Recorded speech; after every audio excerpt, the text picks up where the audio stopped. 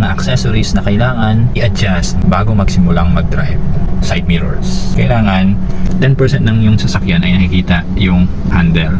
The rest, 90% or 80% is yung view nyo dun sa side na likod. Okay?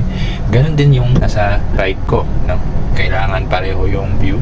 And then, of course, dito din sa rear natin, kailangan nakikita natin yung buong bintana or yung window sa likod. Bukod dyan, yung upuan natin, make sure na komportable tayo umupo. Ngayon, paano ina-adjust ito? Ito, mag-adjust to sa likod. Yan. Meron ding part na pwede adjust kung sa ilalim para lumapit. Kapag kayo nag-press ng brake, hindi masyado malayo. Kasi pag malayo, mapapansin natin na pe-press ito dito against the chair. Of course, yung mga windows natin, make sure na sarado. Yan. Left and right. Bago magsimula, lagi nag-seatbelt. Okay?